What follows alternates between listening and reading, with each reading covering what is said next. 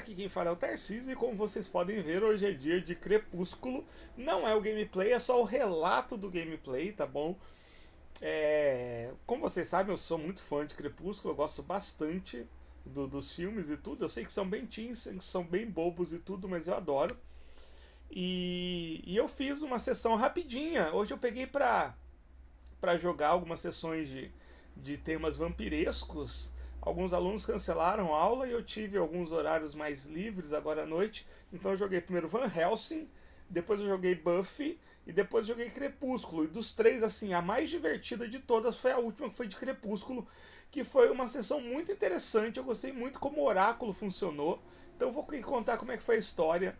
Então, basicamente assim, eu criei minha personagem, que era a Joanne, né? O que é a Joanne? Ela é uma vampira bem de boa, bem sossegada, que há muito tempo atrás ela se apaixonou por um humano, que a Joanne, ela era uma professora universitária, ela se apaixonou por outro, por um professor humano, Jonathan, e eles tiveram um romance, e ele nunca quis se transformar em um vampiro e ela nunca quis transformar ele em um vampiro. Então eles viveram intensamente e ele foi envelhecendo e agora ele já é um senhor idoso e ela muda de cidade em cidade, de tempos em tempos, para manter preservada a identidade dela. E ela se mudou para Folks, onde ela já conhecia a família dos Cullen. Se passa atualmente, tipo, vários anos depois dos filmes.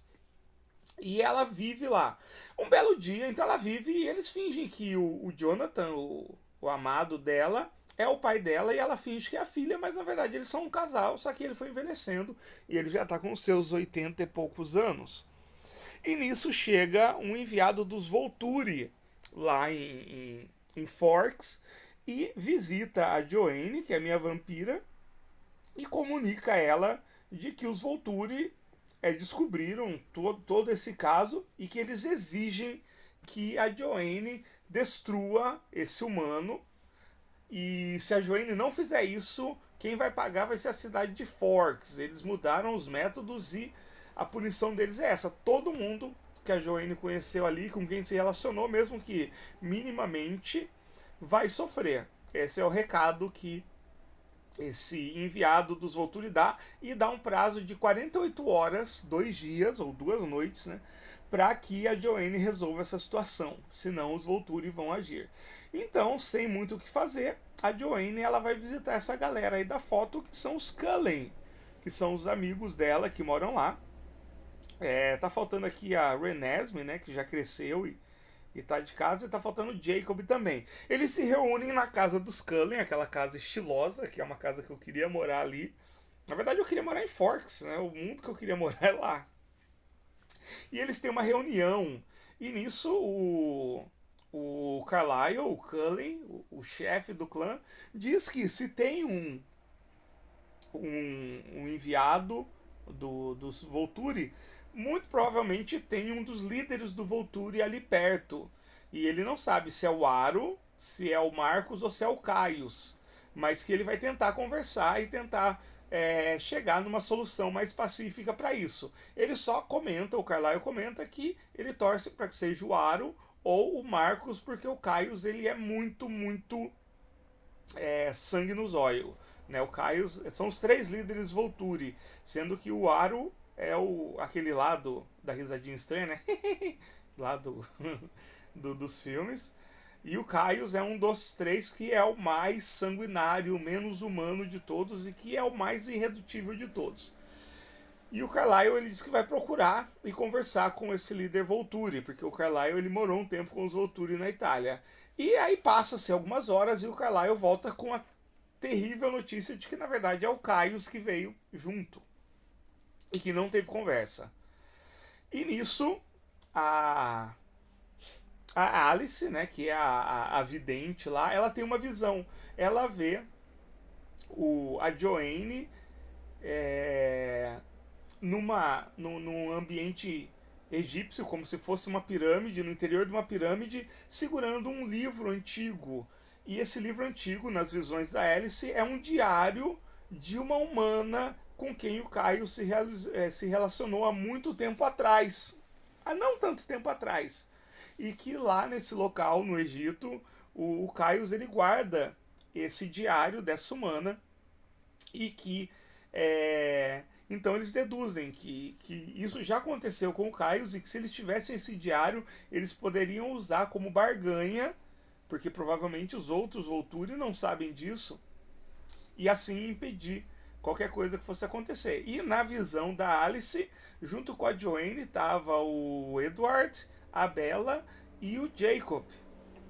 Então, o Carlyle, que é um dos caras mais ricos, né? Não sei se vocês viram, mas teve uma galera que calculou a fortuna e o Carlyle ele é mais rico do que o Homem de Ferro e o Batman junto.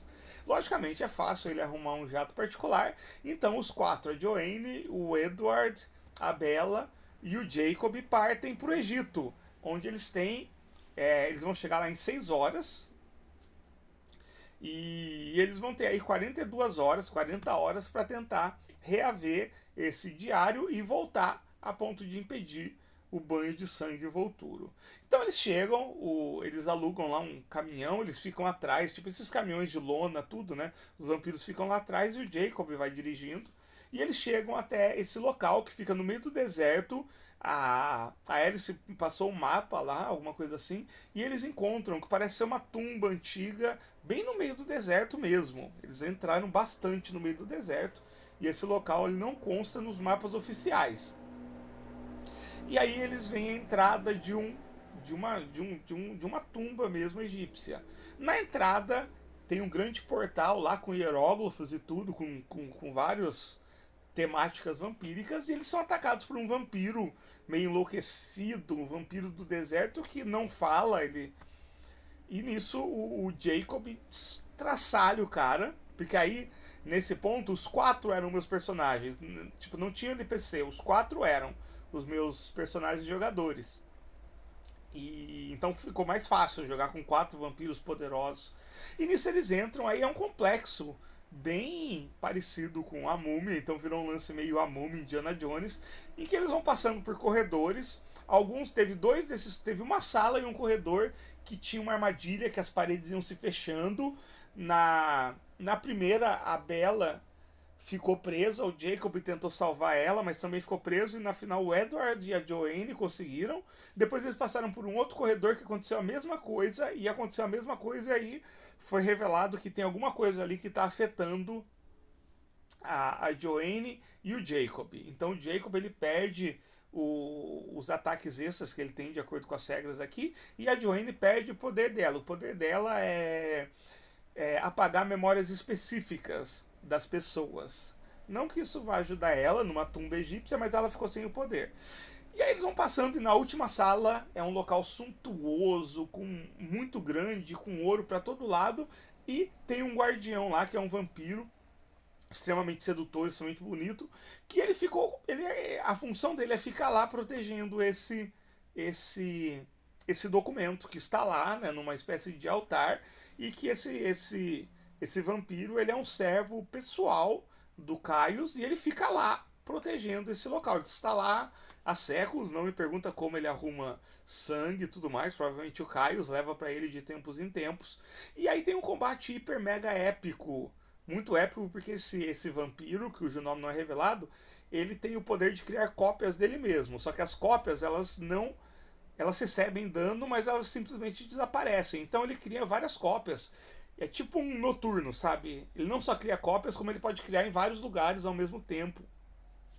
E aí foi um combate muito épico, mas no fim a Joanne ficou ferida, os outros, acho que o Jacob ficou ferido, o Edward também, só a Bella que não ficou ferida.